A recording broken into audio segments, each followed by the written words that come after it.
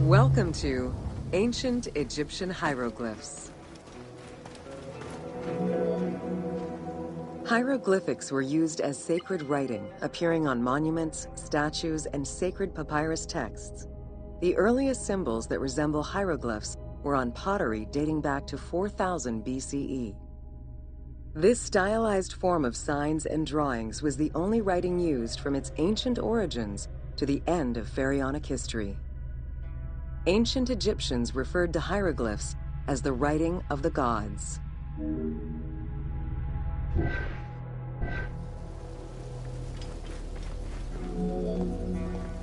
Considered a difficult language, it was intended for pharaohs, nobility, and priests, and meant to be used in ceremonies, within tombs, and for government records. Since few Egyptians were able to read the ancient hieroglyphs, the mythological aura around the language was persistent, even in their own culture.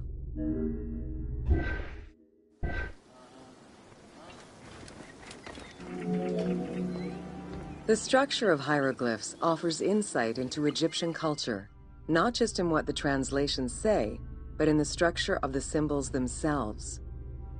They were found on tomb walls, on sarcophagi, on statues, and on pottery, and were meticulously recorded in countless ancient papyri.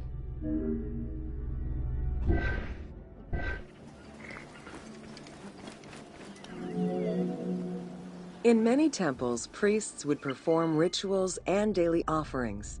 These were accompanied by hieroglyphs used as spells.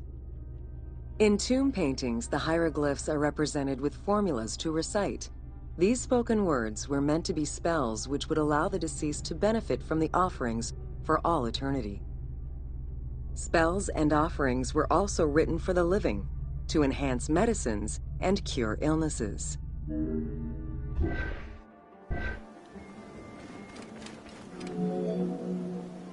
The most famous of ancient Egyptian documents is the Book of the Dead. Written in hieroglyphs and hieratic texts, it depicts important spells and rituals.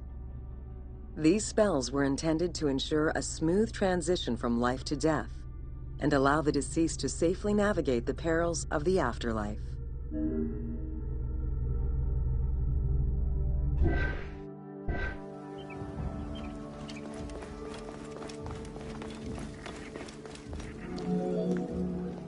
Even after it was deciphered, the reading of hieroglyphs remained difficult at times due to the many directions in which they can be read.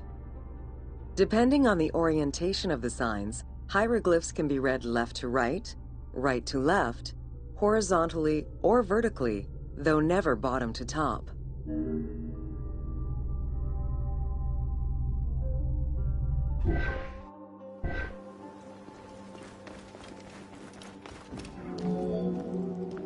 A clue on which way to read is to first notice which direction the figurative signs are facing.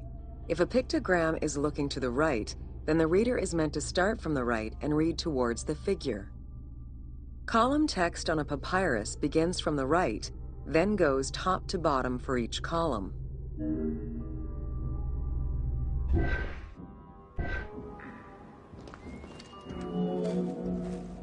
Text written on tomb walls resembles the structure of a page from a comic book.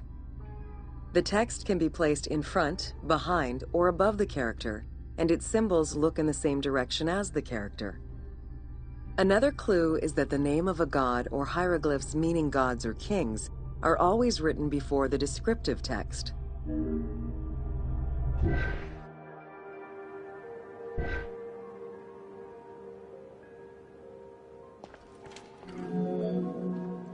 Compared to alphabetical languages, Egyptian hieroglyphs have more symbols.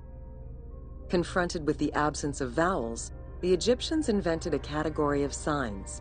When placed at the end of words, these signs help inform its meaning. For instance, a drawing of a lion will refer to a lion and also relate to the abstract concept of a lion as something dangerous or powerful.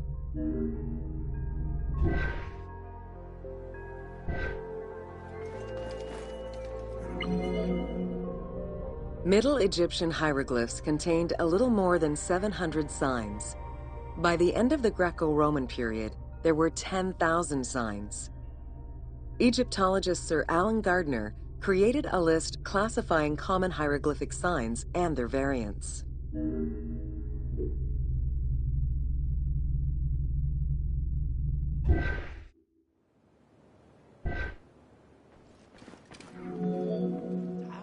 Ancient Egyptian languages have many similarities with Asian and African languages. They have evolved in similar ways to the various forms of written Egyptian. These languages belong to the Hamito-Semitic group. There were 5 clear evolutions in the Egyptian language, each with their own distinctive structure. These languages are known as Old Egyptian, Middle Egyptian, Late Egyptian, Demotic, and Coptic. Coptic is the only living language that allows linguists to define the vowel structure and to distinguish different dialects.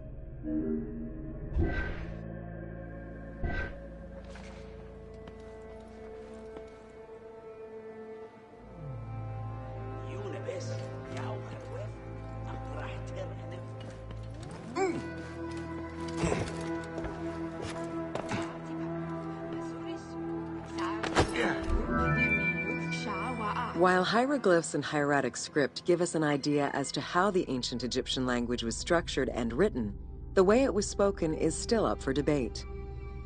The team opted for English as the spoken language, with the characters using ancient Egyptian and Greek words and accents. The language that is spoken in the background by the crowds is largely based on Sir Alan Gardner's Egyptian grammar. To help resurrect a dead language, we consulted Egyptologists and dialogue coaches to establish our target sound and cast actors with Arabic, Hebraic, and African backgrounds to bring the game to life.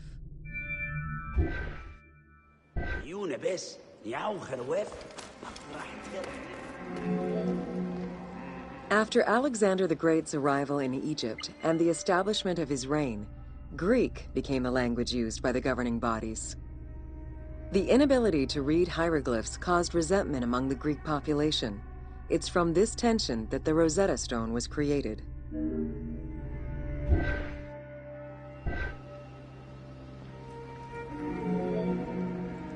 The spread of Christianity ended Pharaonic culture and resulted in the destruction of its pagan monuments. This also marked the end of hieroglyphic writing and understanding.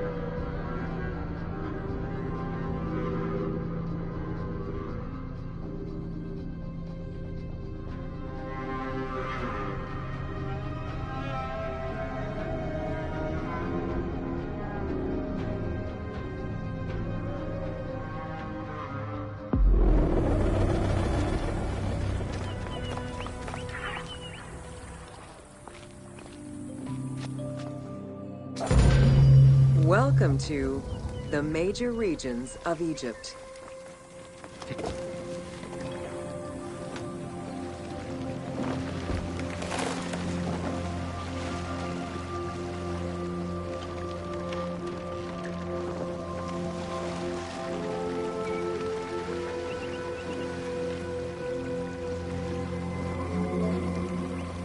Life in ancient Egypt was concentrated along the shores of the Nile and divided into 2 regions. Lower Egypt was situated on the Nile Delta near the Mediterranean, and Upper Egypt was at the south reaching into Africa. Due to its proximity to the Mediterranean, temperatures in Lower Egypt were less extreme than in Upper Egypt.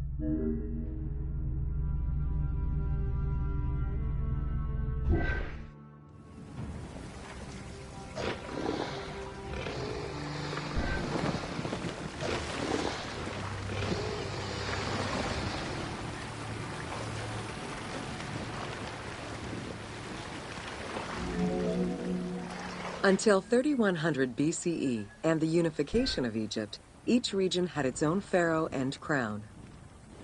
Lower Egypt's crown was red and marked with symbols of papyrus and bees.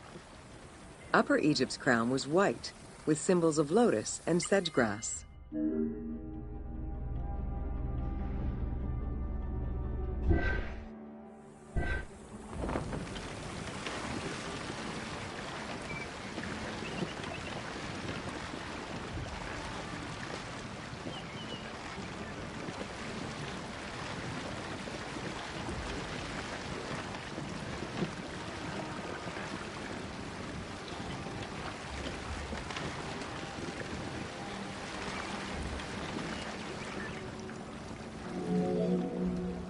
Both regions had competing major cities, most notably Memphis in Lower Egypt and Thebes in Upper Egypt.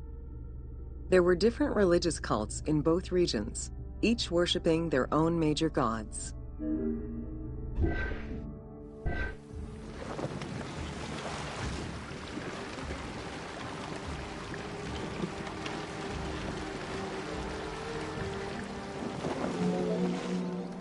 Many of the temples were designed in such a way as to represent the two regions, and ceremonies often incorporated Upper and Lower Egypt in their rituals.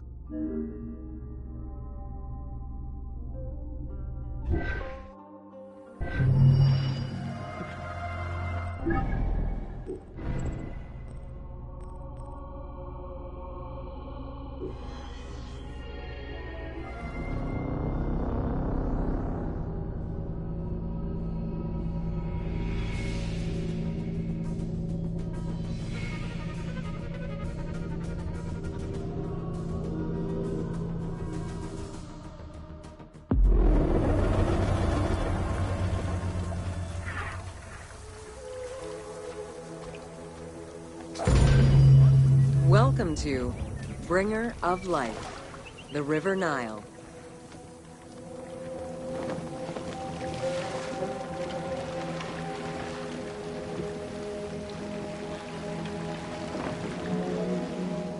The ancient Egyptians called the dark fertile soil of the Nile the Black Lands, and the surrounding desert was referred to as the Red Lands.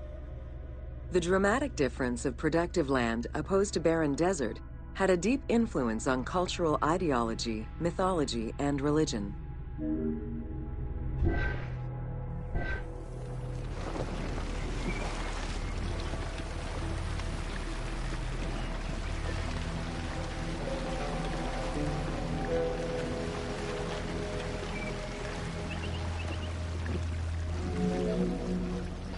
The Nile determined much of Egyptian civilization. For example, the seasonal cycle of the Nile was so consistent that ancient Egyptians created their calendar around it. The flood season, or Akhet, was when the departing floodwaters left arable soil for crops. It was followed by the growing and harvesting seasons, known as Peret and Shemu. These regular seasons, along with abundant wildlife and rich soil, meant that Egypt's denizens were able to nourish themselves and ensure their country's strength in trade.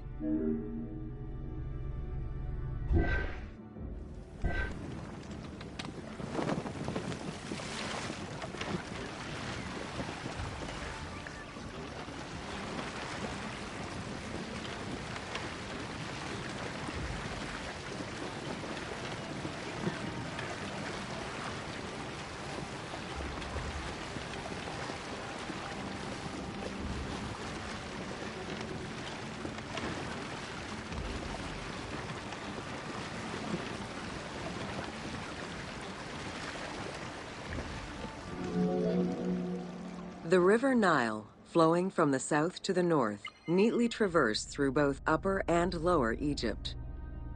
All of Egypt's major cities were built along this narrow ribbon of life. Protected by mountain ranges and deserts which acted as natural barriers to enemies, and sustained by the Nile's plants and wildlife, Egyptian civilization enjoyed economic and cultural prosperity for over 4,000 years.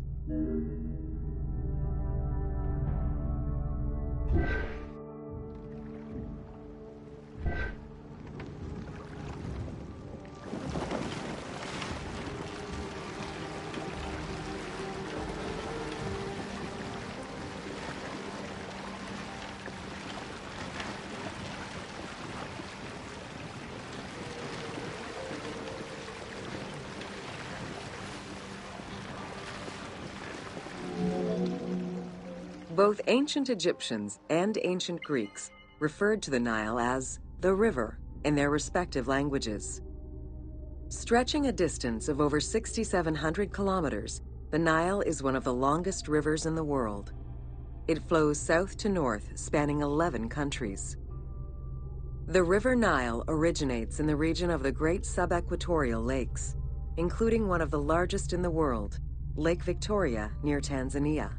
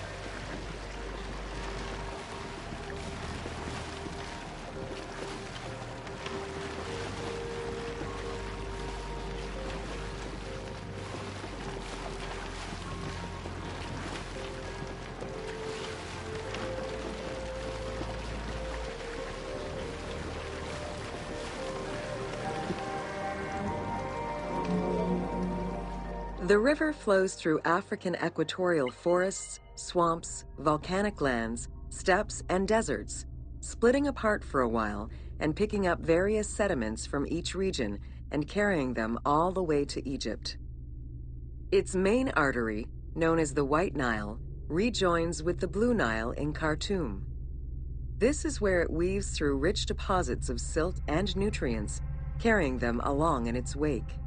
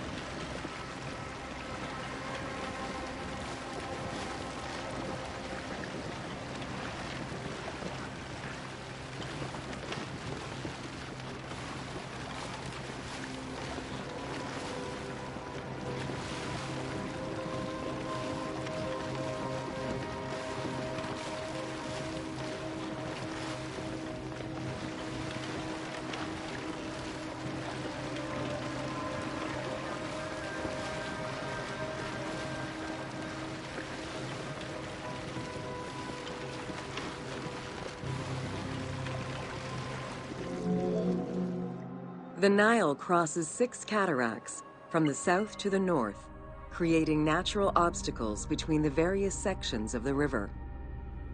The cataracts are long zones of about 100 kilometers, where the bubbling and rapidly swirling waters advance tumultuously amid enormous heaps of rocks and benches of hard stone.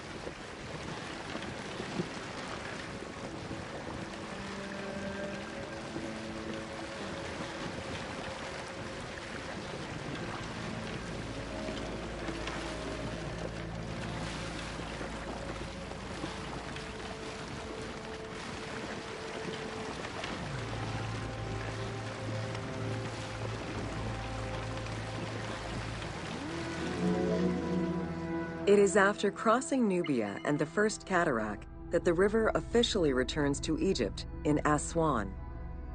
There are still 1,000 kilometers before it reaches Cairo and the Delta, bringing life to those living on its shores before it eventually empties into the Mediterranean Sea.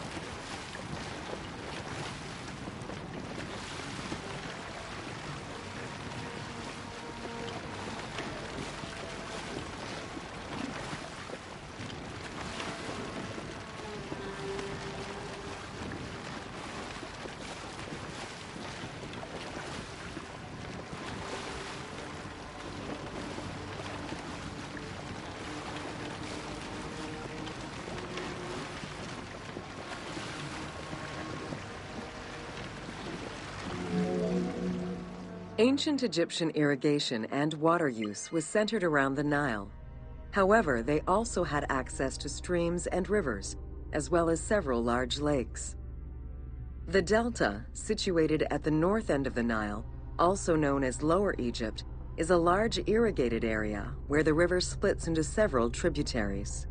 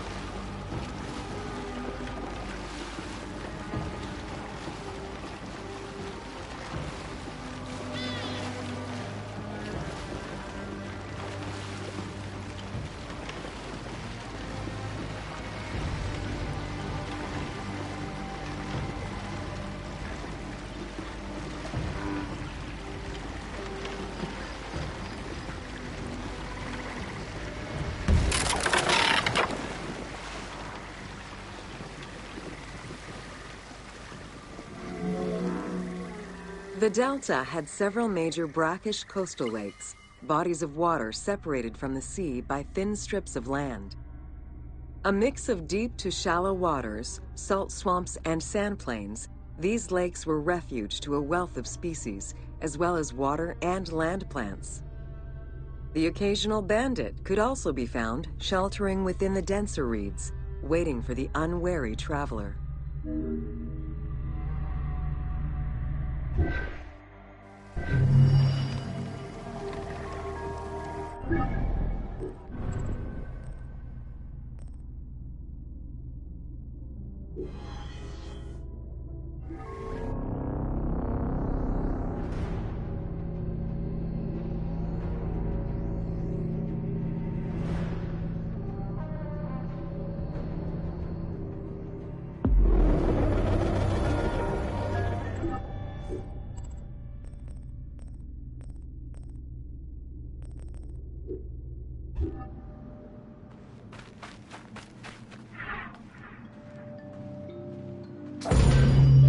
Welcome to Deserts of Egypt.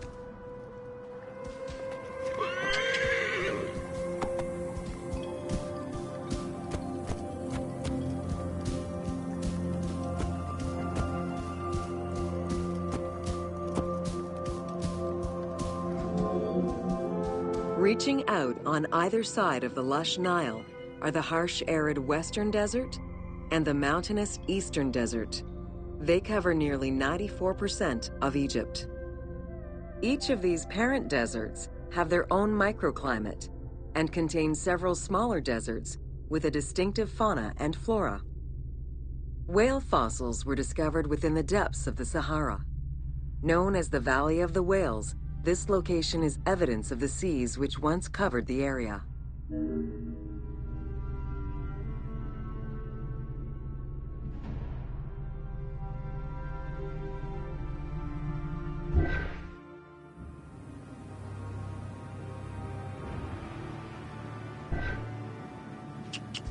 Ela.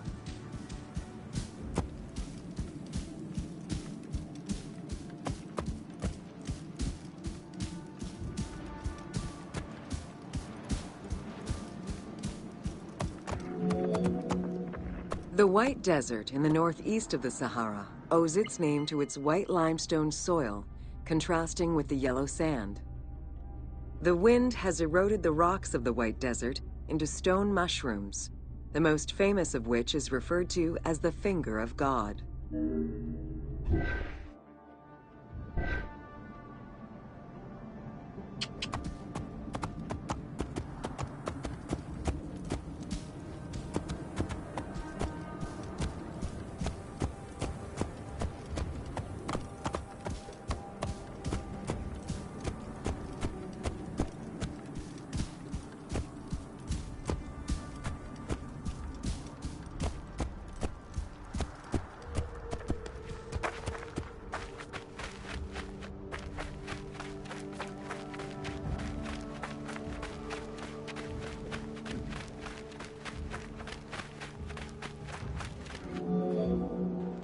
The Great Sand Sea is a large unbroken desert that reaches out through western Egypt and eastern Libya.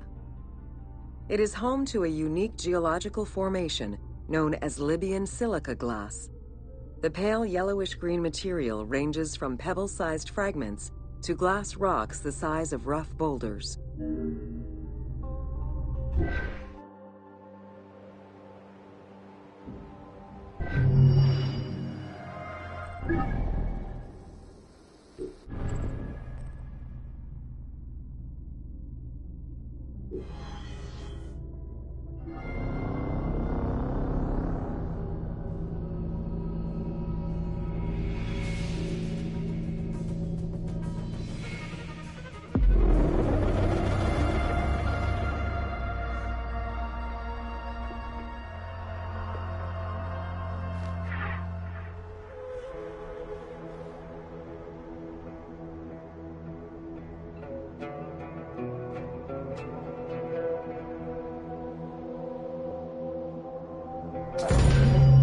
Welcome to the Qattara Depression.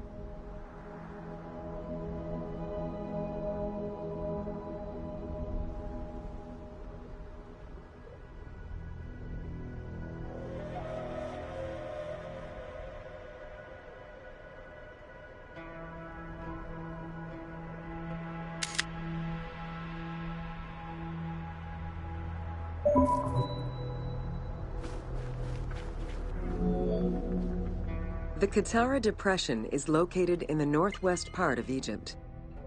Reaching 18,000 square kilometers, the basin is 133 meters below sea level and covered with salt. It is the second lowest point in Africa, after the Afar Depression.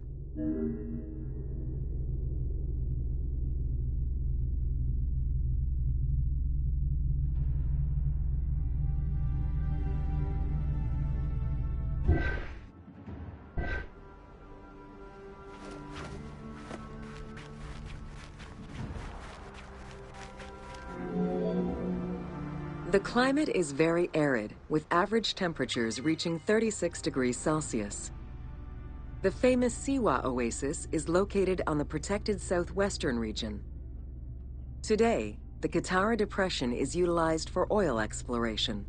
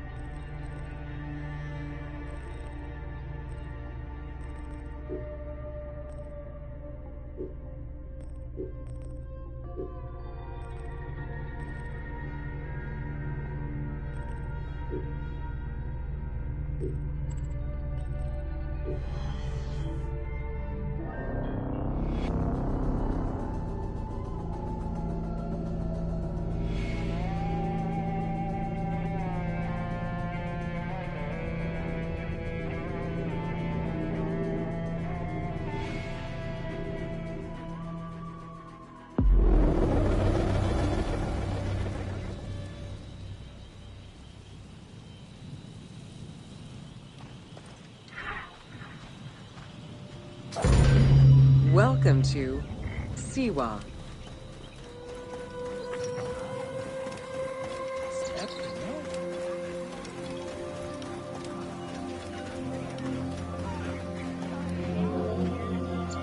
The Siwa Oasis is in the western desert of Egypt.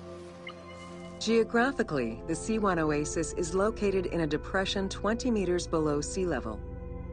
Its natural springs and warm climate aided in the bountiful production of date trees. Though clearly influenced to some degree by Egyptian and African culture, the area's isolation resulted in a unique society and language. While they worshipped the same deities, Siwan temple architecture differed from traditional Egyptian temples.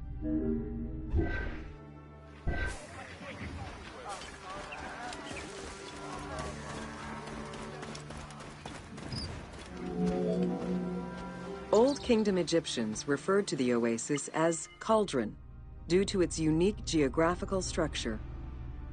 Oases were crucial for nomadic tribes and caravans. Without them, there was no chance of survival in an otherwise harsh landscape. As such, oases quickly became hubs for trade, as well as areas of political control.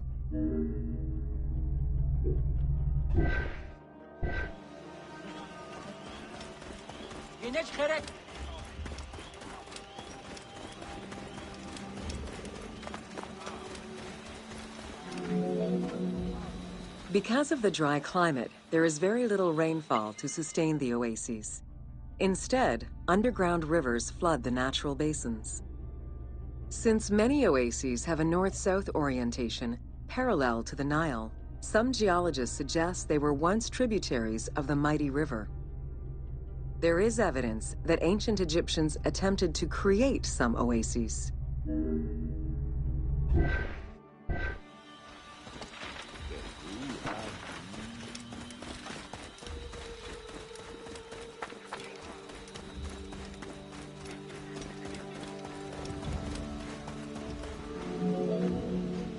The Libyan oases are the best known, as they are geographically and culturally linked to the Nile Valley and the Delta. These western oases have a distinct geology from the other regions of Egypt. The most famous and important oases are Karga, Dakhla, Farafra, Baharia, and Siwa.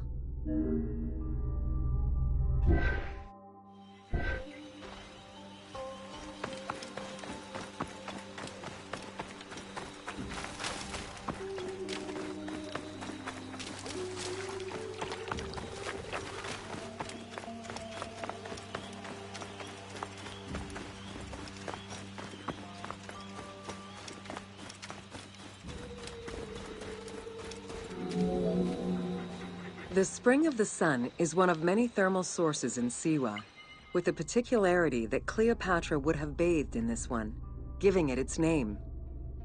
The presence of the source beneath was attested already by Herodotus during the 5th century BCE, when the oasis was called Amuneion by the Greeks of Cyrene.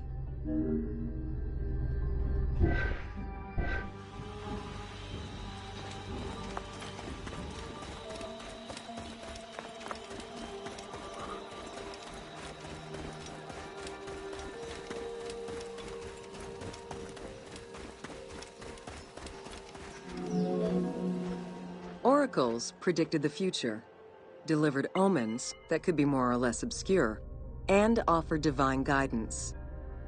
The Siwan Oracle was considered one of the 3 greatest of the ancient world, alongside the oracles of Delphi and Dodoni. Because of the Greek colonies in Cyrenaica, the temple associated Zeus with the worship of Ammon.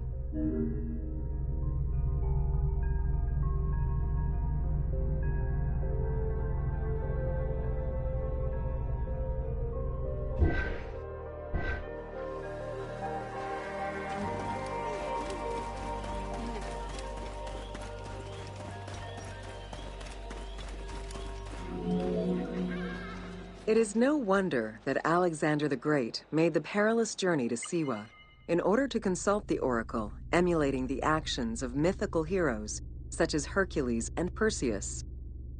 This action earned the approval of the oracle, who validated his claim as Pharaoh of Egypt. He was confirmed as the son of Amen, conferring upon him the most legitimate claim to date of all Egypt's foreign invaders.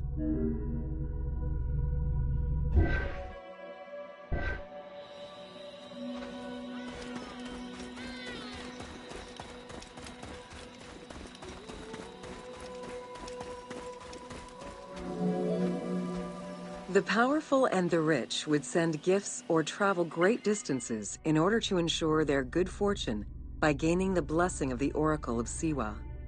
Every successful blessing only increased the soothsayer's prestige. Runner Eubotus, a famous citizen of Cyrene, consulted the oracle in order to know if he would win the 93rd Olympic Games race in 408 BCE. He did, enhancing the standing of the Siwan oracle in the process.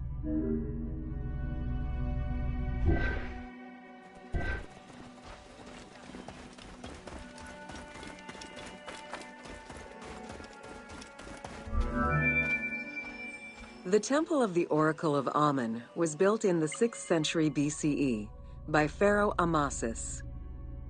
In the game, its entrance is guarded by ram-headed sphinxes, the animal representing Amen. They were inspired by similar statuary located at the British Museum. Another option would have a Greek-influenced representation of Zeus Amen, a human-headed sphinx with horns. This representation of Zeus Amen was very popular in Siwa.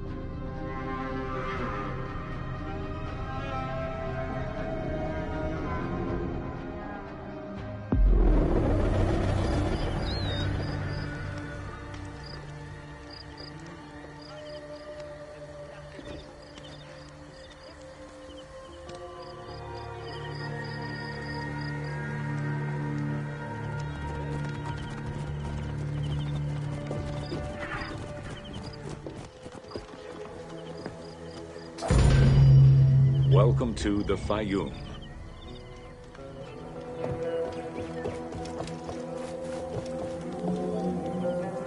The Fayum Oasis is an enormous basin in the western desert that formed from the Nile's overflow. As such, it is not considered a true oasis, though it gives its name to the region, which covers Lake Moeris. The oasis harbors some of the oldest archaeological artifacts of the region, indicating that the area has been inhabited by hunters and gatherers since the Neolithic period.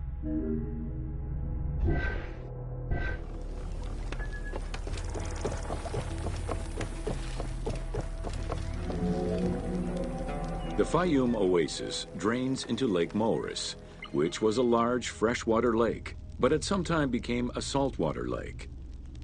In the 12th dynasty, ancient Egyptians redirected the water flow with a dam and dug a supply canal using the lake as their reservoir. Irrigation enabled them to continue growing crops of figs, grapes, and olives year-round.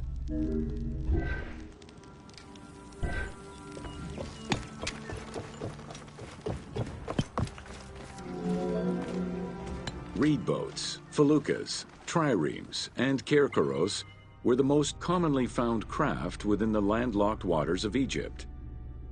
They were used for various purposes, ranging from daily fishing, trade, warfare, and travel, to the ferrying of massive stone blocks used to build the great monuments of Egypt.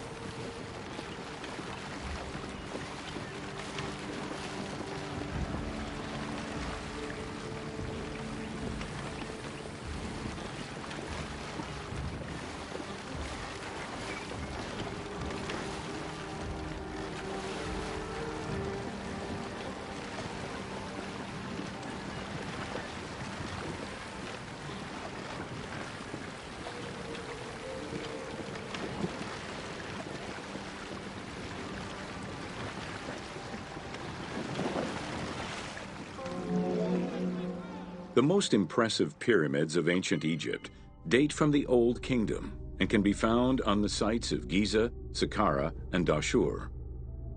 However, one particularly famous pyramid of the time is located elsewhere. During the Middle Kingdom, some pharaohs chose the Fayum as their final resting place.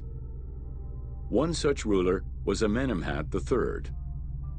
His pyramid left a mark on the imagination of antique chroniclers. They refer to it as the Labyrinth, mostly due to the vast mortuary temple complex at the foot of the pyramid. Herodotus mentioned that he had visited 12 courts and over 3,000 of its chambers.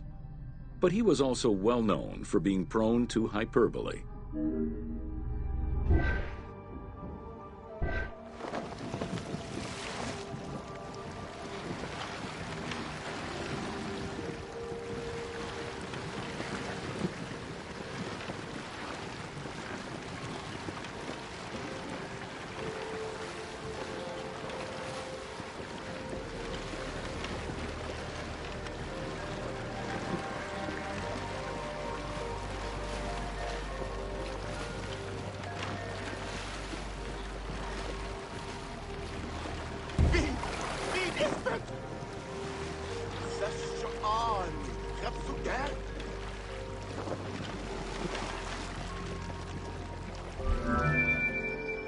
Amenemhat's pyramid was built with a brick core and covered with stone slabs, designed to be impenetrable. The burial chamber, made out of a single block of sandstone, is unique in its design. Richard Lepsius and Flinders Petrie both explored the pyramid site, measuring 385 meters by 158 meters, and identified it as the location of the labyrinth. Their research conditions were difficult, as most of the site had been submerged by the nearby canal. Furthermore, the stones from the complex and the outer casing of the pyramid had been quarried away long ago. Ubisoft decided to give life back to this lost monument and the many crypts that were said to be devoted to the sacred crocodile god, Sobek.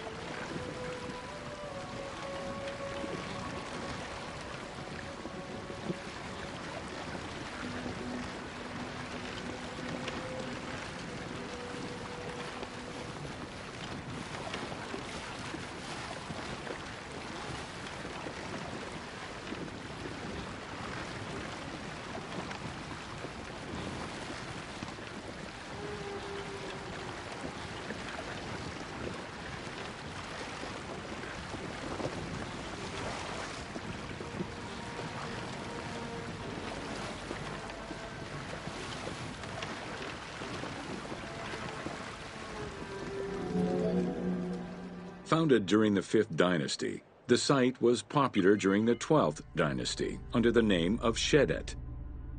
During the Ptolemaic era, the metropolis was named Crocodilopolis by the Greeks, in honor of the crocodile god Sobek. During the Greco-Roman era, the Cleruks, soldiers of the Ptolemies, settled there after their military service and expanded the irrigation systems.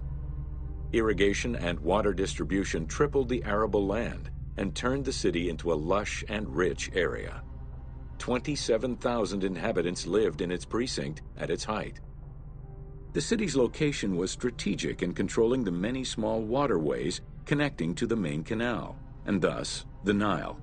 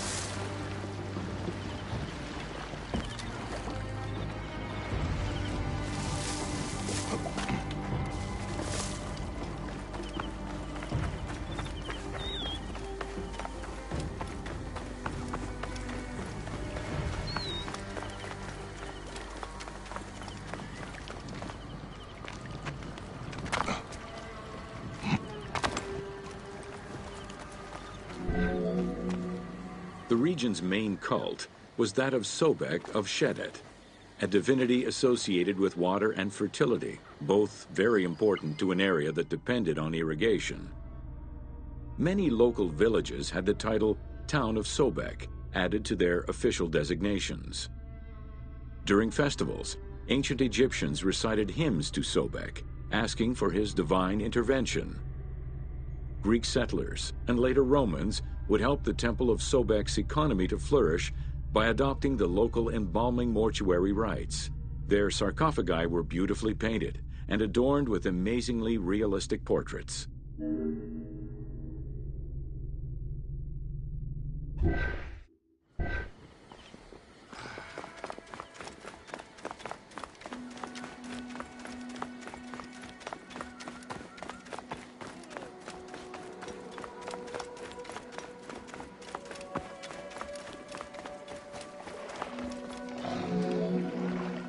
Very similar to the cult of the Apis bull in Memphis, a living crocodile was worshipped within the precinct of Crocodilopolis' main temple. Known as Sobek to the Egyptians and Sukkos to the Greeks, it was reported by Strabo that priests fed it with meat, wine, and honeyed milk. They covered its body with jewels and gold. After its death, it was embalmed and placed within the crocodile's grotto, alongside thousands of other mummified crocodiles.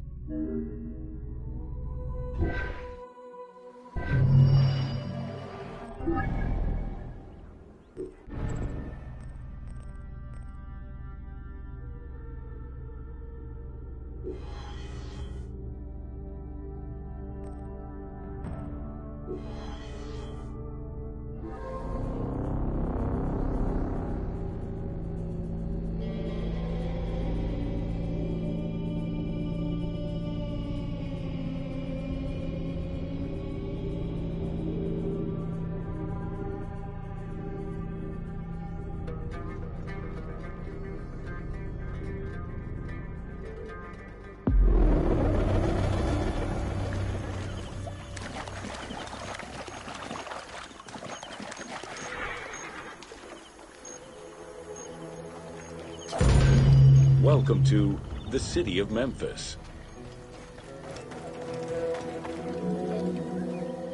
Throughout all ancient Egyptian periods, cities had one thing in common. They were situated along the Nile's shores. Cities were often designated for government or for worship. Major cities had several temples dedicated to numerous gods and goddesses. Egyptians referred to the organization of their cities as a sepat, or later on by the Persian term nome. There were 20 sepat in Lower Egypt and 22 in Upper Egypt. The capital city of ancient Egypt changed many times over the periods.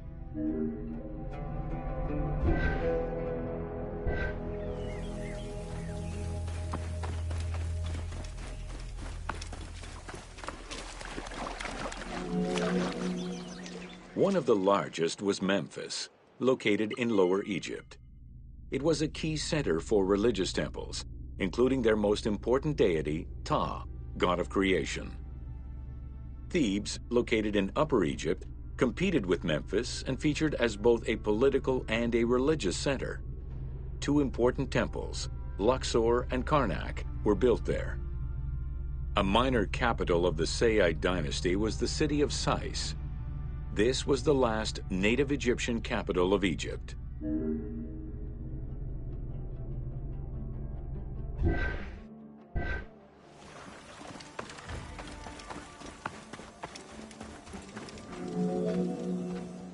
During the Third Dynasty, under Pharaoh Djoser, Memphis became the first religious and administrative capital of Egypt.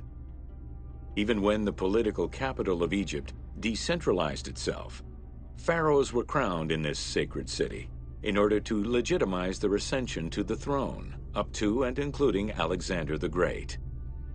Though little remains today save ruins south of Cairo, we can guess at the structure of the city, which stretched up to 5 kilometers in length and 2 kilometers in width.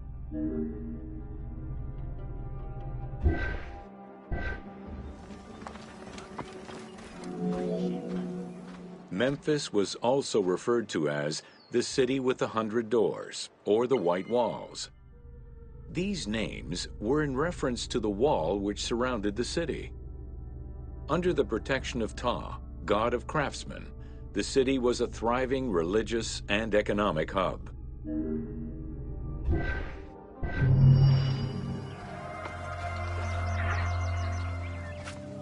My kingdom for a glass of water?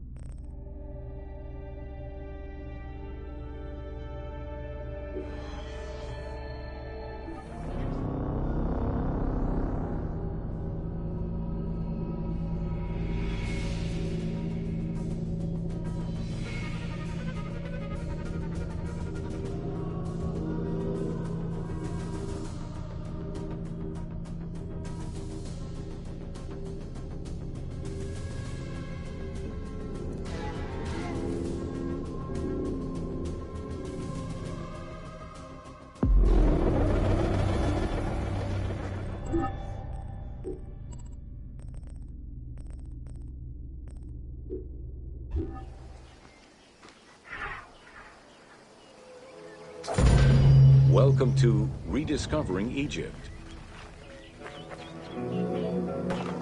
In the 19th century, the increased intensity of tourism and excavations, as well as the outflow of antiquities to other countries, threatened Egypt's archaeological heritage. Egyptians took part in this destruction by ransacking sites for artifacts to sell, quarrying stones from ancient monuments, and removing sebak, ancient mud bricks, to reuse for their own purposes.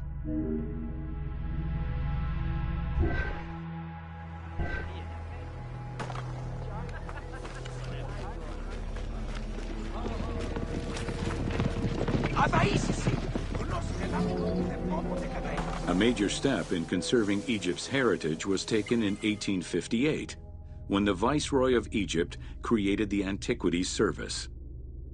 Supported by a team of foreign scholars, Auguste Mariette exerted an iron grip on the service. He carried out his work across Egypt and into Nubia, intervening on almost every major site. Aware of the necessity of keeping unearthed artifacts in Egypt, Mariette requested a museum be created for that purpose in 1858. This museum was the ancestor of the Egyptian Museum.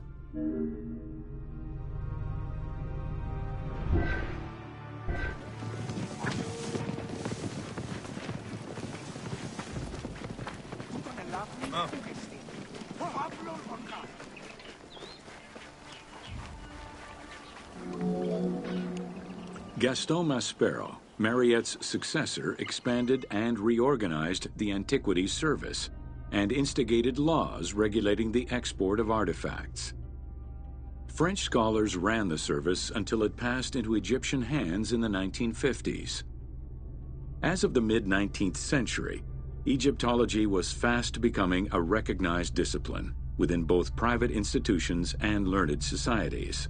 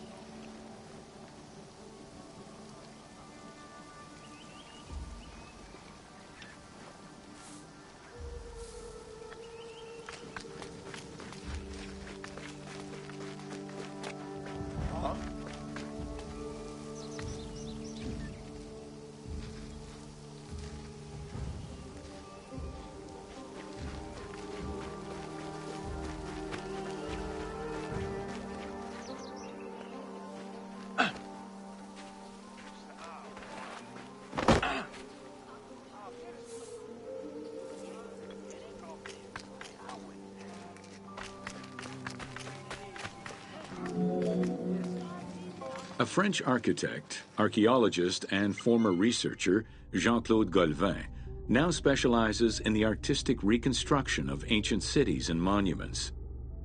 To date, he has created more than 800 drawings, which include 3 volumes focusing on the reconstitution of ancient Egypt. His work is exquisitely detailed and can be found in books and museums around the world.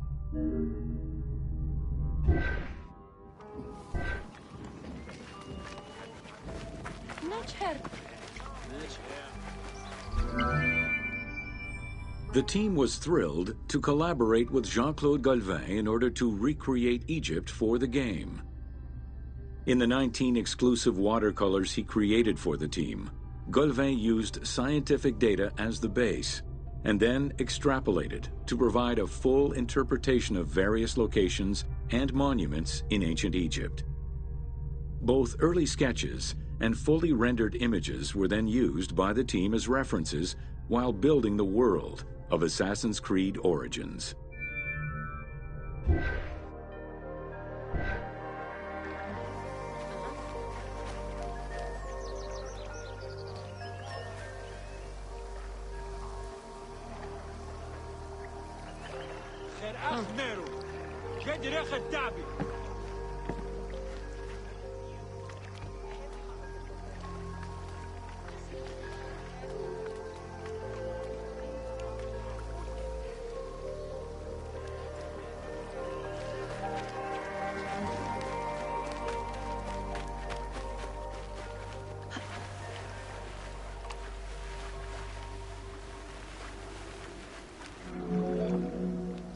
Although ancient Egypt's rich religious culture and its mortuary monuments continue to be investigated, the modern discipline of Egyptology has shifted focus. Rather than single-mindedly retrieving impressive artifacts, Egyptologists today focus instead on increasing the body of knowledge. In the past, excavations took place in the field, and while that is still the case today, much of the work on Egyptology now takes place in libraries and archives.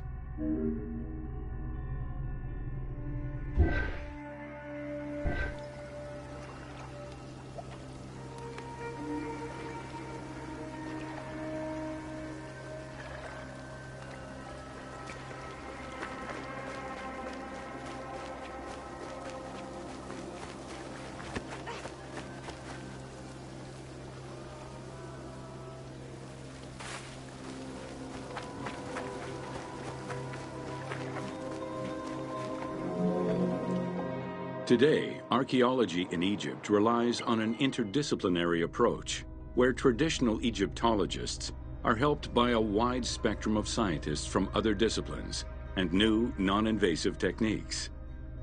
GPS data, satellite imaging, and ground-penetrating radar allow archaeologists to gain a sense of what lies underneath the ground before excavating.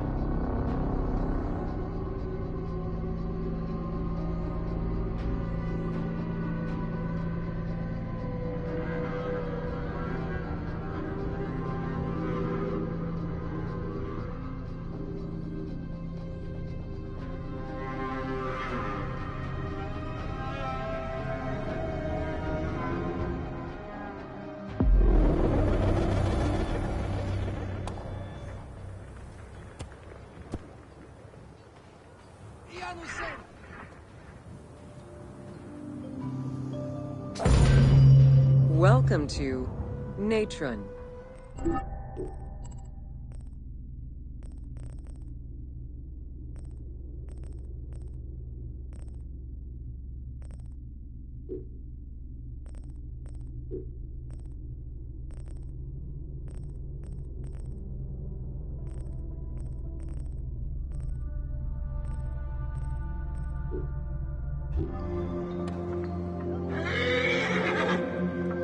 Natron is a colorless salt that was used by ancient Egyptians for food preservation, cleansing products, and glass making.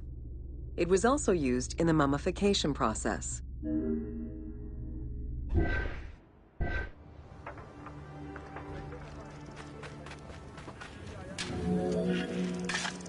During the ceremonial embalmment ritual, the priests packed the body in natron in order to remove all of the moisture. Once the body was thoroughly desiccated, they could begin the wrapping.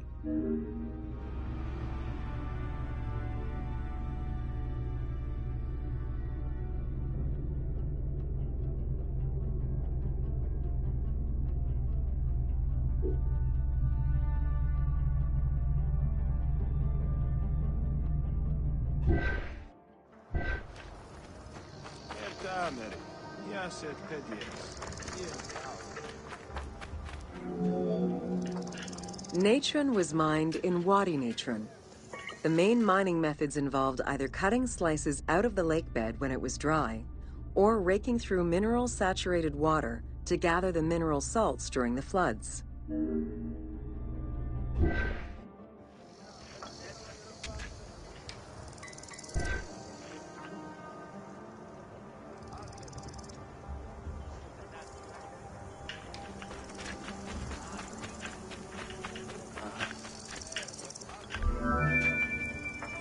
Both techniques are still used today and inspired the team in their recreation of the mines located in the mountains northwest of Memphis.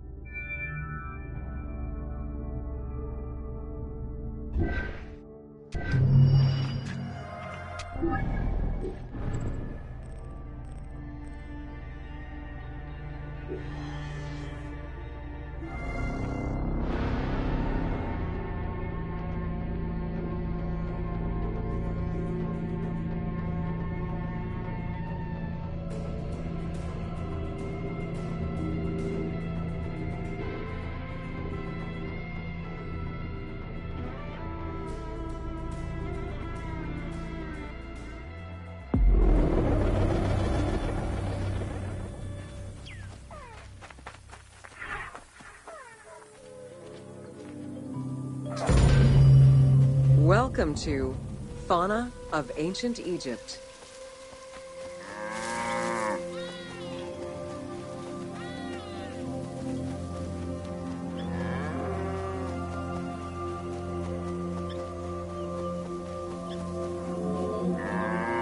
Both domesticated and wild animals were features in ancient Egyptian bas-reliefs as early as the First Dynasty.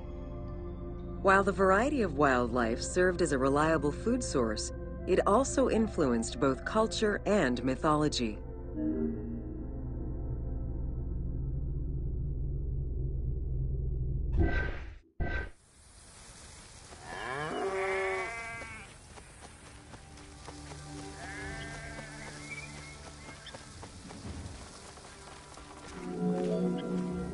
Egypt's terrain allowed for a diverse range of animals, including panthers, rhinoceroses, elephants, and many variations of antelopes.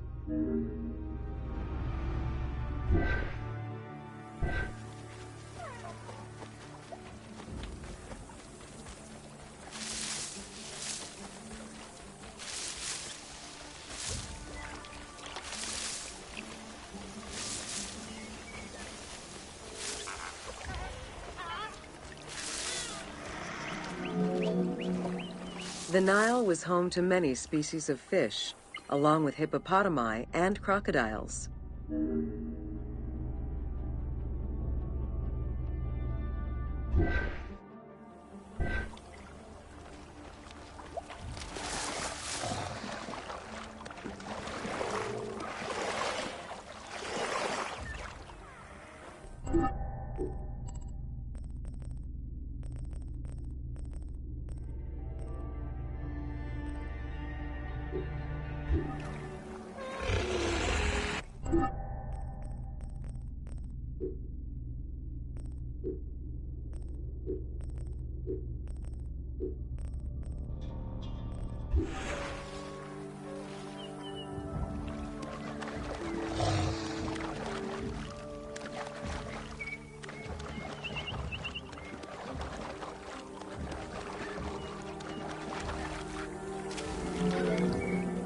The wide variety of birds that populated the riverbanks, from raptors and waterfowl to songbirds, were all cataloged within Egyptian hieroglyphic signs.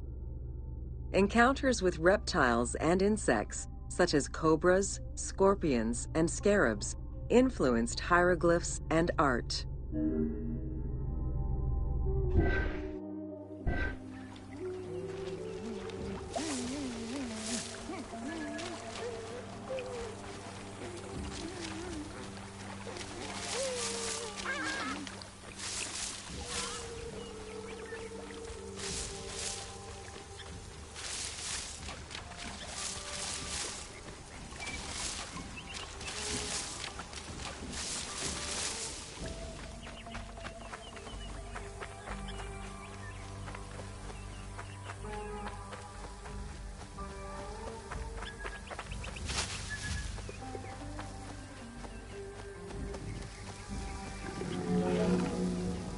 While all animals had sacred meanings, lions in particular represented power and royalty to ancient Egyptians. They were so prized by pharaohs that they were hunted to extinction within Egypt.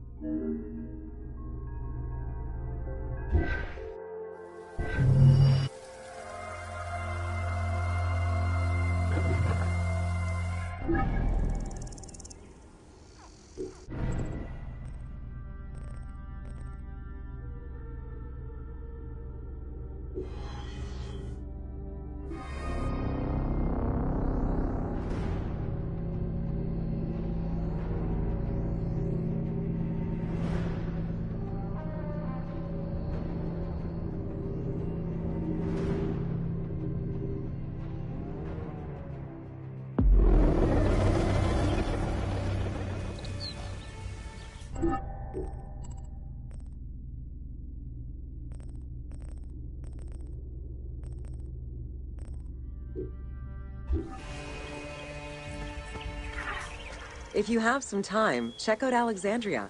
It's one of the greatest cities in antiquity.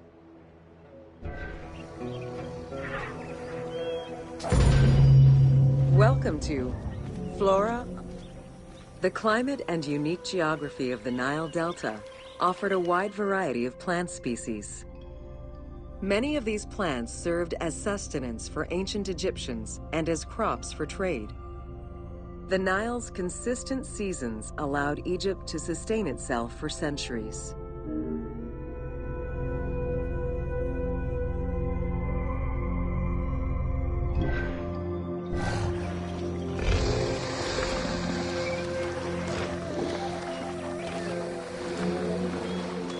Possibly the most useful of the plants was the papyrus.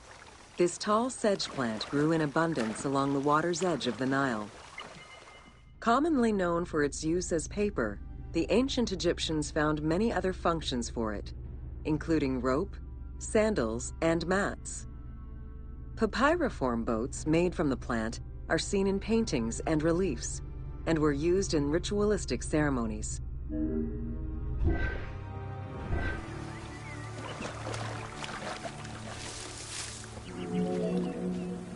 There were many types of trees along the River Nile, such as the date palm, carob, and tamarisk. The earliest fruit tree cultivated was the fig tree, followed by apple, pomegranate, and eventually olive trees during the era of the New Kingdom. Mango cultivation was the result of a late import from Asia during the Middle Ages.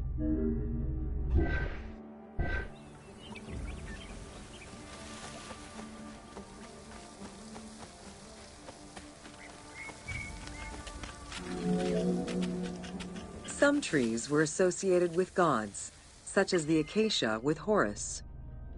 The divinities Thoth and Seshat were depicted inscribing the reign of the king into a Persea tree. The sycamore was connected with the goddess Iset, patron of the ritual of life.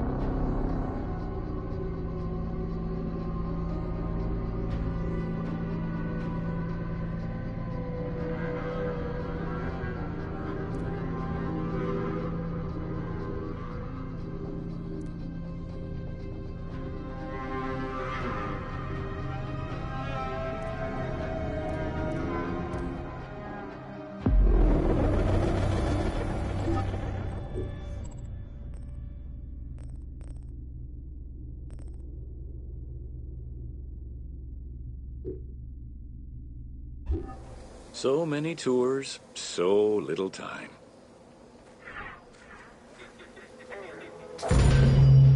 Welcome to Jean-Francois Champollion. Between the 5th century CE and the Renaissance, knowledge of hieroglyphs was entirely lost. Many enthusiasts tackled the challenge of deciphering the language with little success.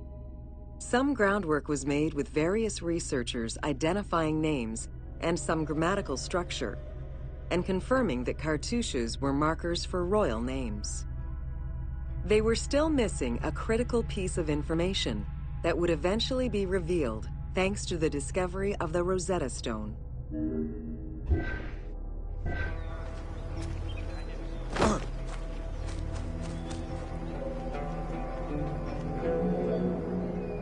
The Rosetta Stone was found in 1799 by Bouchard, a soldier in Napoleon's army.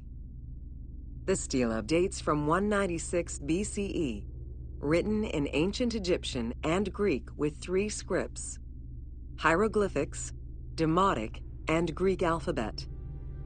Following the defeat of Napoleon Bonaparte in 1801, the English took possession of the stone. It has been at the British Museum since 1802 and remains the most visited object of the museum to date.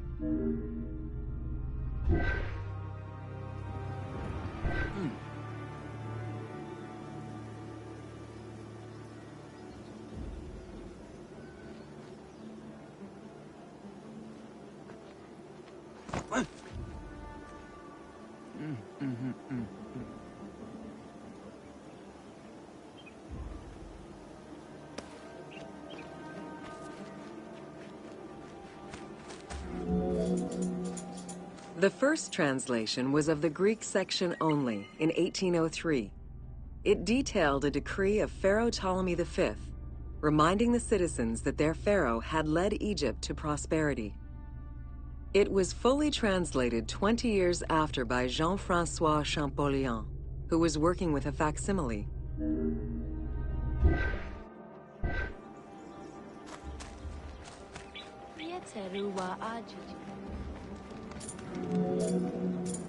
Through his studies of the stone, Champollion was able to make a critical observation that would unlock the whole mystery: that hieroglyphics were not only ideograms, but also phonograms. Hieroglyphs consist of phonetic glyphs, single characters, and logograms. Essentially, they are a combination of phonetics, alphabet, and full words, which in total form a language.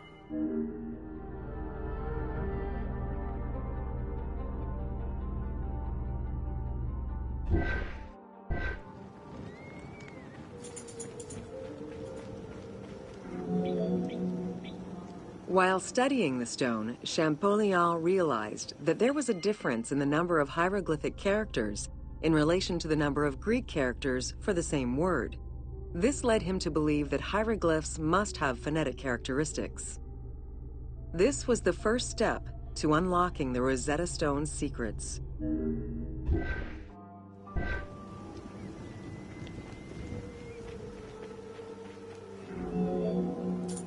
To prove this theory, Champollion began identifying Egyptian rulers' names and then compared their phonetic pronunciation to the Greek version. For example, Cheops had been the Greek name given by ancient chroniclers to the owner of the Great Pyramid, Khufu.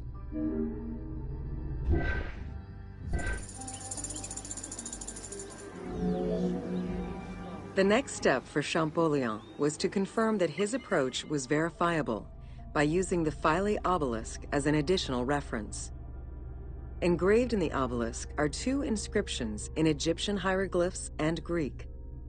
Once he confirmed the names of Ptolemy and Cleopatra within these texts and confirmed the same phonetic patterns as on the Rosetta Stone, Champollion knew he was on the right track.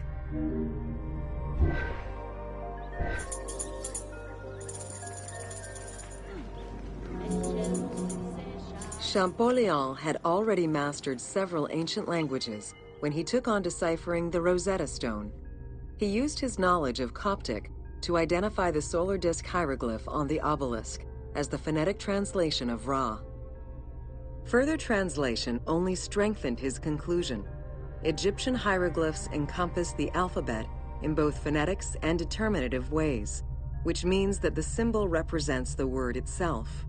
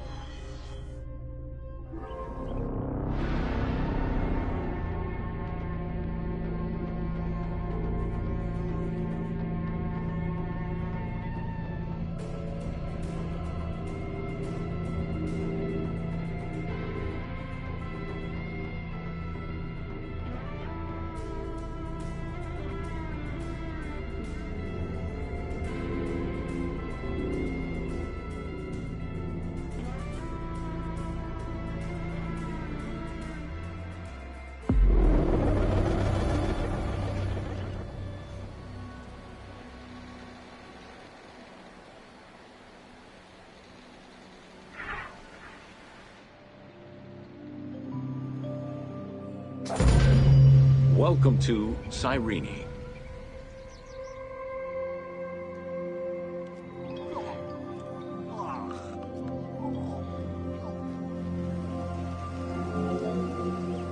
Cyrenaica stretches across the coast of northwest Africa. It was known as Pentapolis in antiquity, a reference to the 5 main cities that formed the Greek colonies. Built on a lush plateau of the Green Mountains, in what is present-day Libya, a colony of Greek settlers formed the city of Cyrene in 630 BCE. Cyrene's population quickly grew, spreading out across the terraces of the plateau, making it the first and largest of the 5 colonies.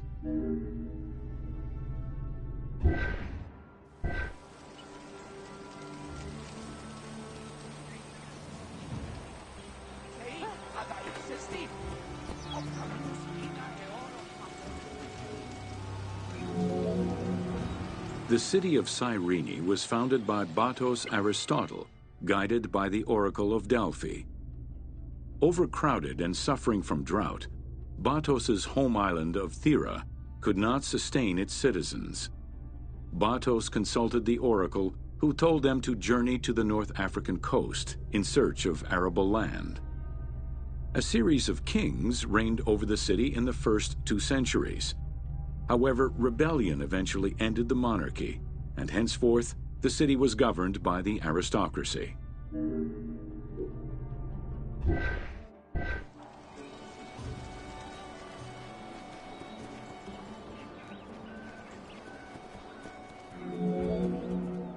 The key features of Cyrene were temples dedicated to gods, Apollo, Demeter, and Zeus, alongside Ptolemaic gods such as Isis and Serapis.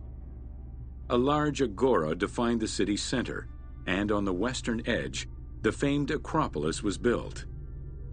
A fortification wall was added around the harbor at the end of the 2nd century CE. As the city grew, more buildings were constructed beyond the walls.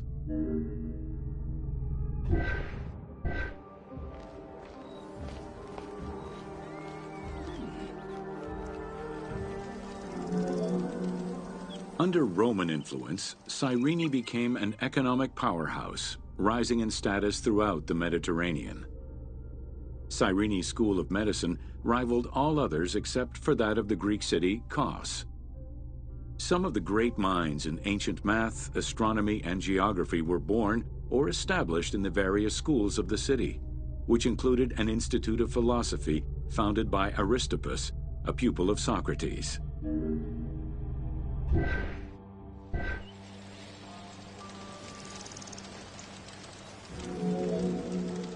From 115 to 117 CE, there was a revolt in the Jewish quarter that greatly damaged the city of Cyrene.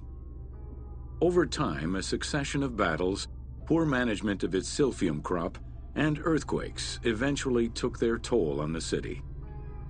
It was completely abandoned in 365 CE.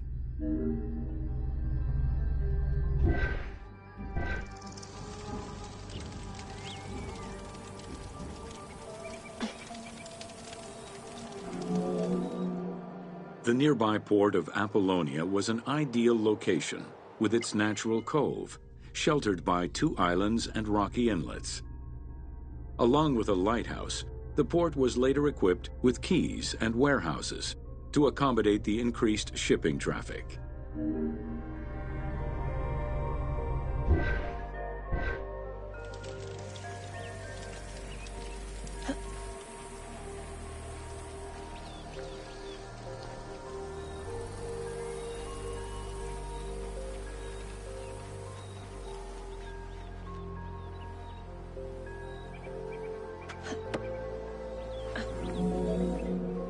With its success as a commercial trading port, Apollonia surpassed Cyrene to eventually become the capital of the Pentapolis. A number of earthquakes gradually shifted the city, causing many of its original structures to sink. Some of its ruins can still be seen underwater.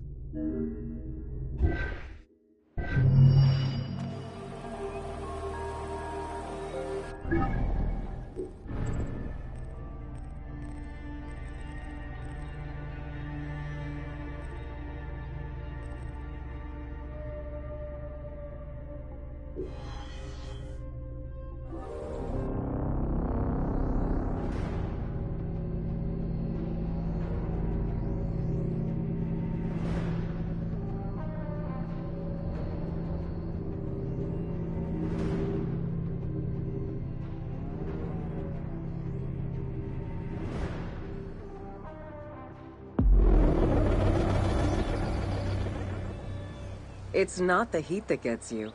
Well, it might, if the miles and miles of endless barren desert without water don't first.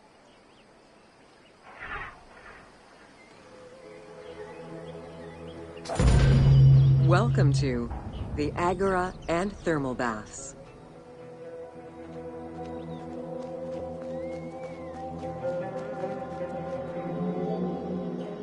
Cyrene's Agora was the public marketplace and political hub of the city. Its central courtyard was open to the sky, while market stalls and shops ran along the sides, some neatly tucked away under long-roofed colonnades. As in other Greek cities, the Agora included a central hearth, known as a Prytaneum. This place served as Cyrene's official embassy where guests were welcomed to the city.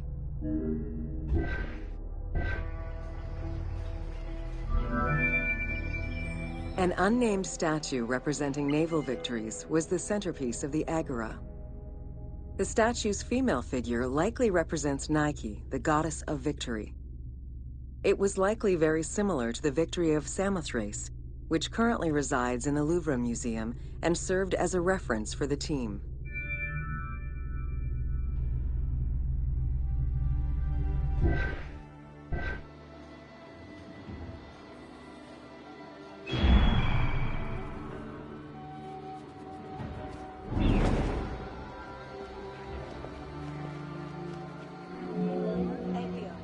The Cyrene Agora also displayed many temples and monuments celebrating its founding king, Batos, and the city gods.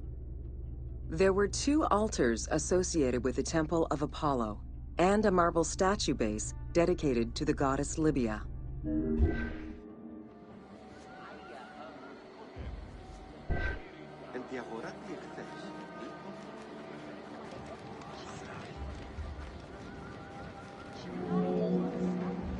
The civic buildings included a law court complete with an archive library that would have housed legal documents and other papers essential to the city's governance. Traces of fire damage to the building's remains indicate that it was possibly destroyed during the rebellion of the Jewish community in 115 CE.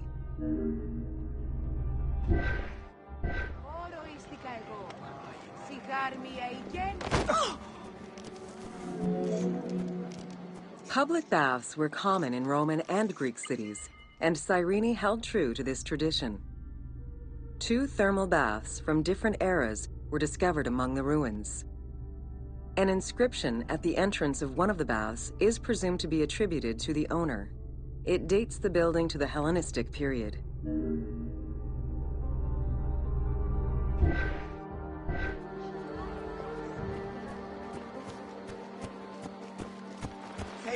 αδαείς εστί, οφθαλμούς. Mosaics were originally created for practical reasons, the need to waterproof floors. Imported by Greeks in Egypt and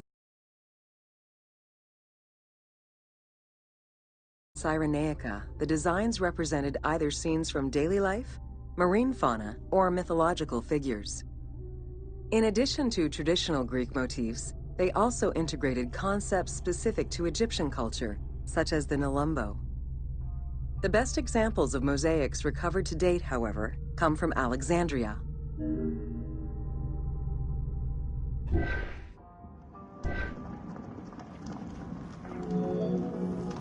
The Cyrene baths were fitted into an underground tomb dated somewhere between the 8th and 6th century BCE.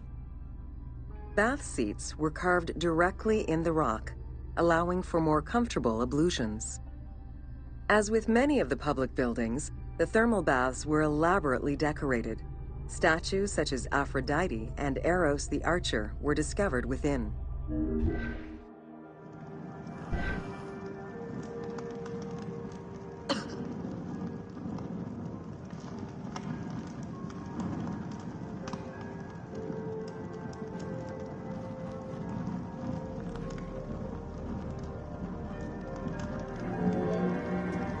The Frigidarium, a pool of cold water, was the first room visitors entered. It was followed by the Tepidarium, or tepid water area, and then the hot water room called the Caldarium. Water for the thermal baths was sourced from a natural spring. Burning stones were deposited into the water to create steam as required. The flowing water of the spring ended in a cistern and fountain referred to as the Aqua Augusta.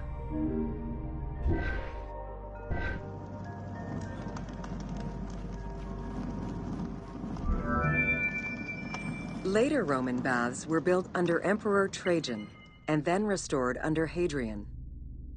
After the earthquake of 365 CE, they were replaced by baths of Byzantine design, with stones from the old thermal baths used in the reconstruction. The team relied on documentation describing the baths built under Trajan in order to create the location available in the game.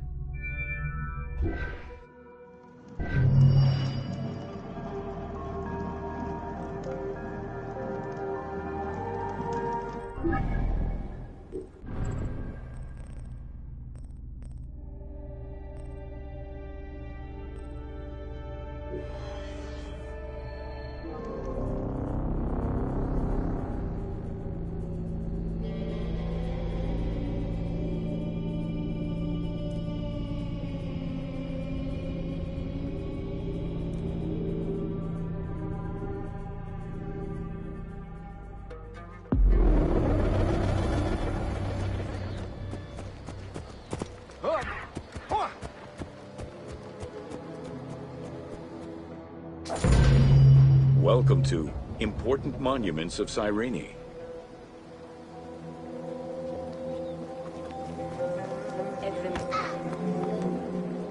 The Sanctuary of Apollo sits on a prominent edge of the plateau of Cyrene, overlooking the Mediterranean Sea. It could be accessed either by the road from Apollonia via the necropolis or by the Sacred Way, coming from the Agora of the city.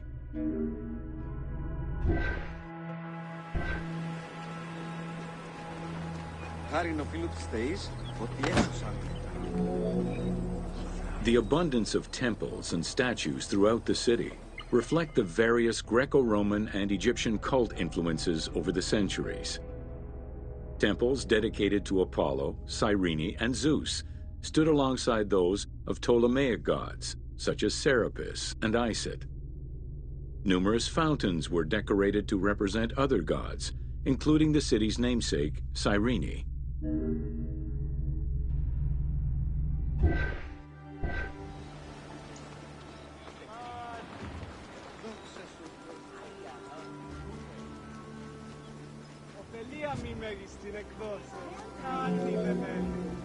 A vestibule known as a propylaeum marked its entrance and highlighted the fountain of Apollo. God of the sun and of protection, Apollo was an important deity to both Greeks and Romans. The sanctuary built in his honor was considered to be sacred.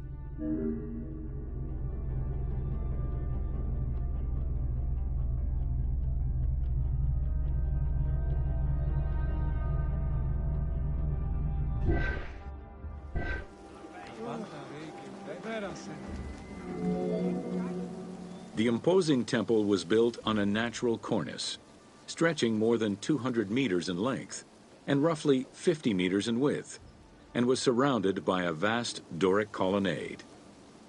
Sections uncovered by archaeologists indicate restorations to the columns were made between 115 and 116 CE.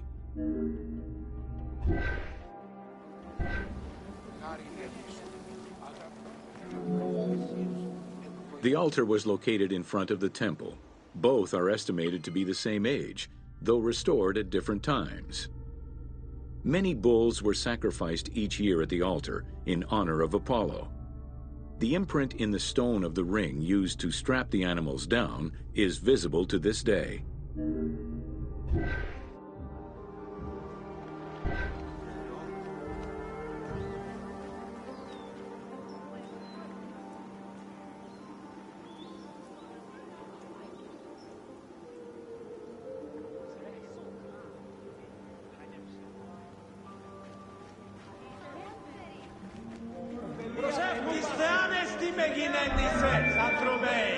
Carved during the Roman era, the Apollo Cytharide was discovered near the temple.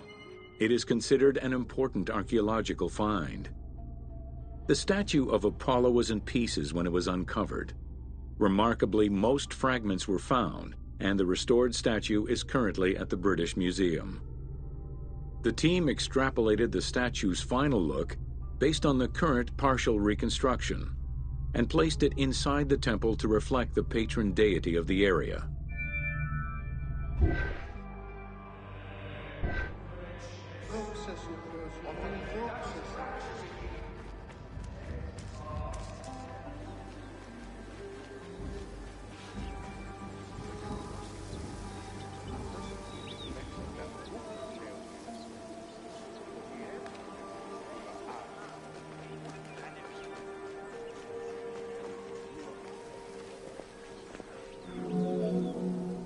The amphitheater of Cyrene is located on what is known as the Terrace of Myrtosa, next to the sanctuary of Apollo.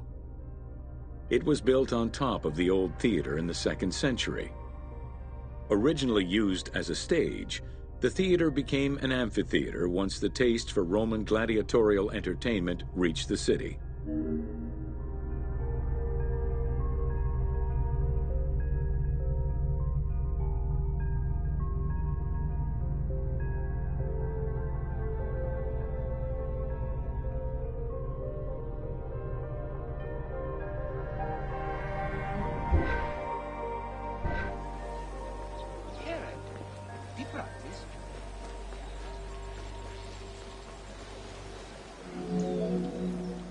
Entrances were placed at both ends of the amphitheater.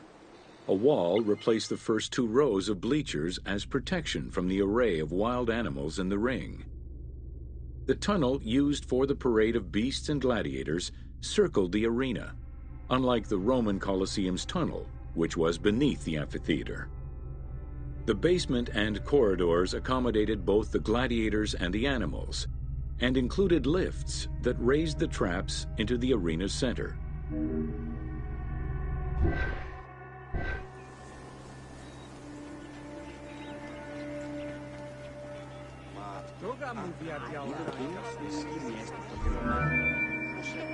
Since the original theater was close to the cliffside, the expansion didn't allow for a perfect circle.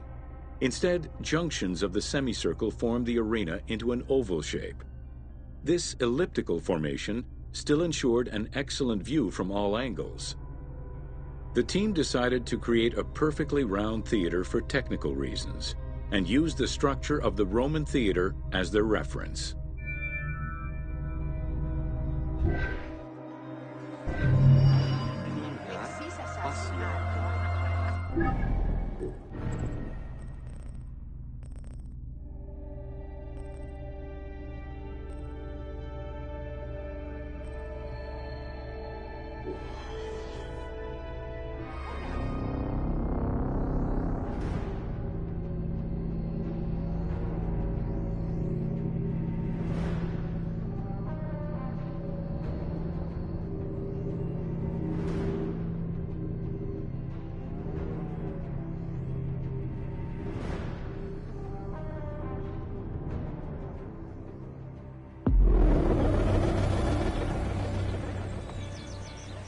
Άλλα χέρια.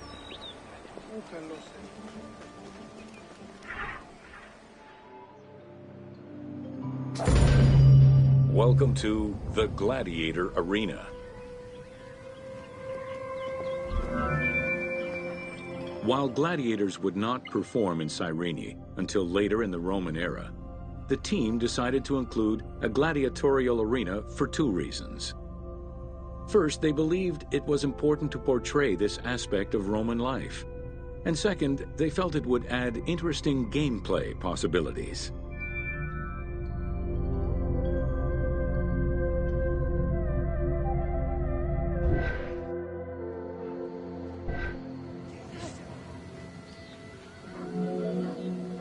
The first gladiators to enter the arena were prisoners of war. It was a spectacle of violent clashes between men and against wild beasts that lasted nearly 1,000 years.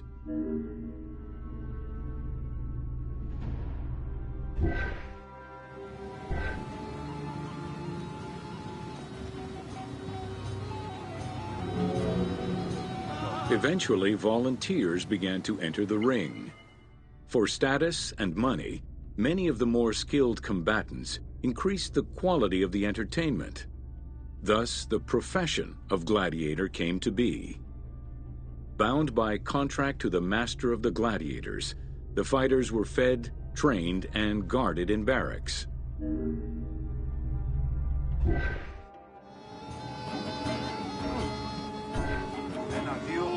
Bravo!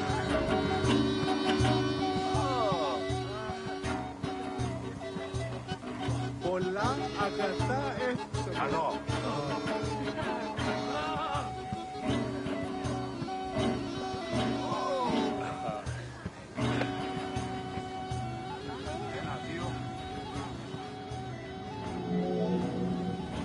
Gladiators were separated into heavy and light armored fighters, each with their own set of specific armor and weapons. Organizers often had two audience-favored factions face each other in combat.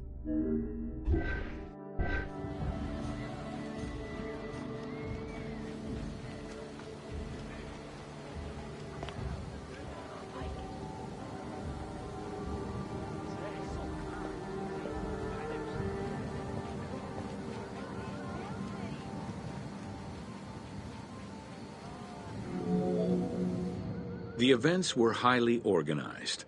Fights were held with a background of music and supervised by a referee. Death, either in the course of combat or by decision, was not always the only way out for the loser. Several were released due to their performance and gained great notoriety as celebrities.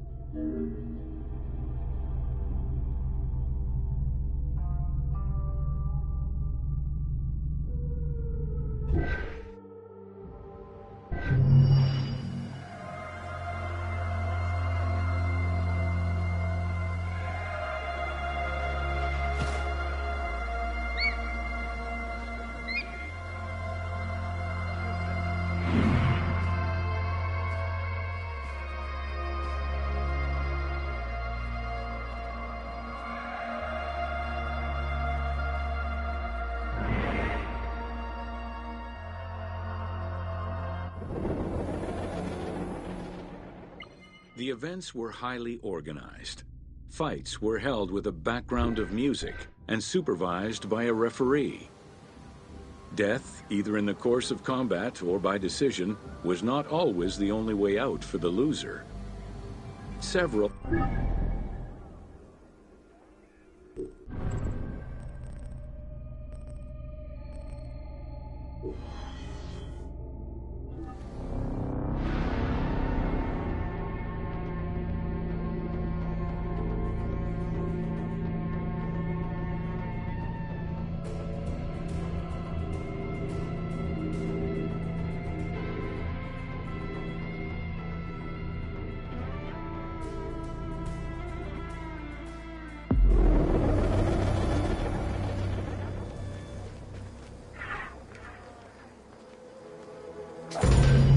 Welcome to the Temple of Zeus in Cyrene.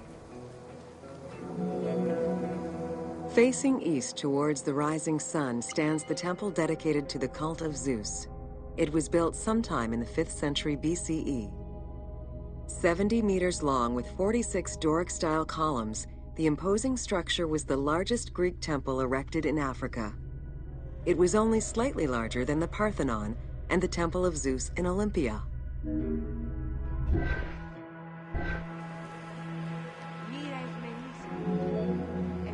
The exterior was designed with the decorative elements common to Doric architecture.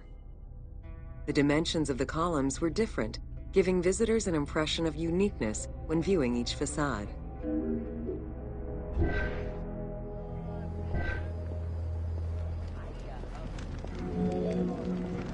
After the temple was destroyed during the Jewish rebellion, Emperor Hadrian had it reconstructed. He chose not to rebuild the outer portico, but did restore the new Corinthian columns in marble. The temple was later completed under Marcus Aurelius.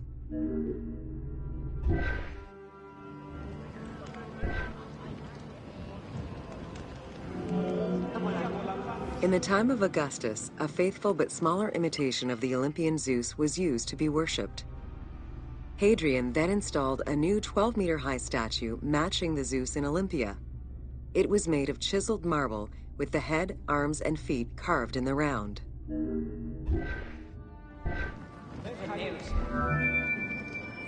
Archaeologists confirmed that there was a monumental statue of Zeus in this temple, though experts remain divided on whether it was one of Zeus or one more specific to the cult of Zeus Ammon. The team elected to place a statue of Zeus Ammon in this location, knowing that Cyrene was central to the spread of this cult in the Greek Mediterranean area.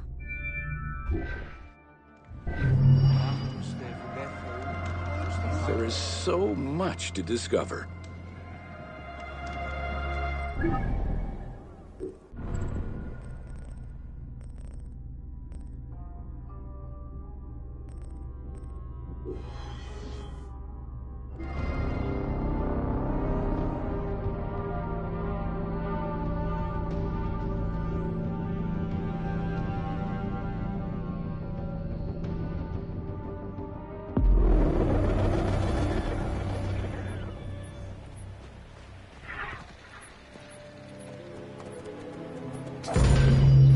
Welcome to Major Exports of Cyrene. Cyrene's main source of economic wealth was in the cultivation and export of poppies and silphium. Though the opium oil from the poppies was also an export, little is known about this crop. Information about the cultivation of silphium, however, is more accessible to us.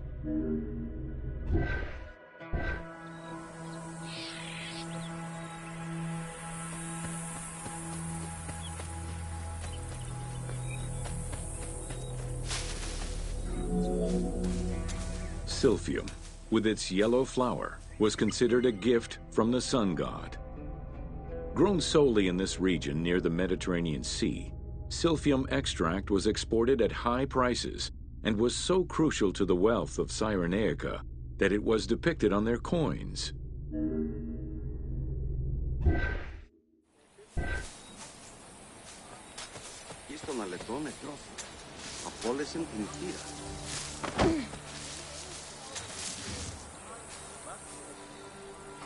Τους εργάτες δουλεύουν πλέον ημερησίως.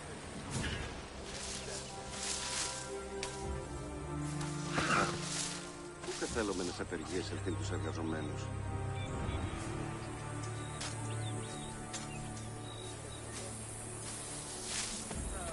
Τάνιον της βάστατο.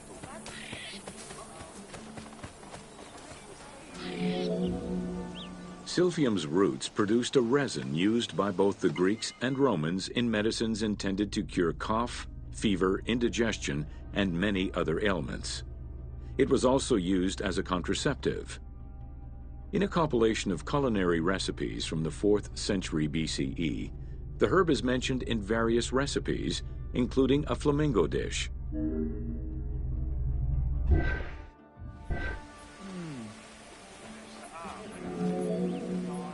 High demand, overexploitation, and possibly a shift in climate all contributed to the eventual extinction of silphium.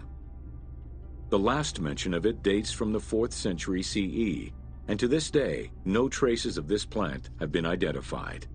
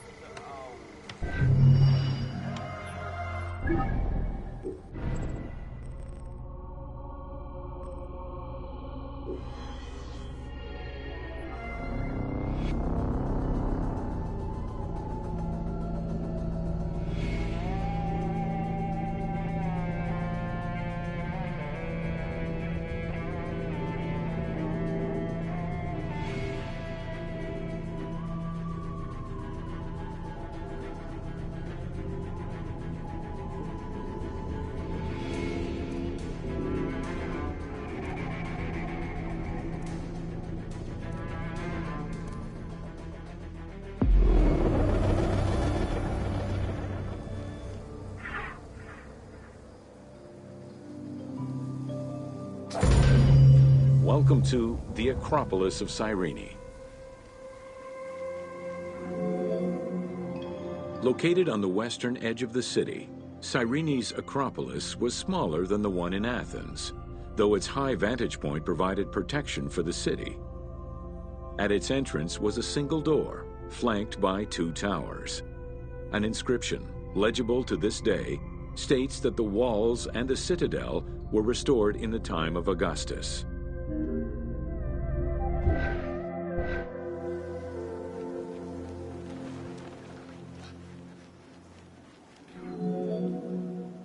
A number of statuettes have been excavated from the site, including one of Berenice, the daughter of Magus, the king of Cyrene, and half-brother of Ptolemy II. At the northeast tower, there is a sanctuary consisting of 2 small temples with a vestibule, and an altar believed to be that of Serapis and Isis. When the temples were excavated, archaeologists found traces of fire damage. However, there are no indications as to when this fire occurred.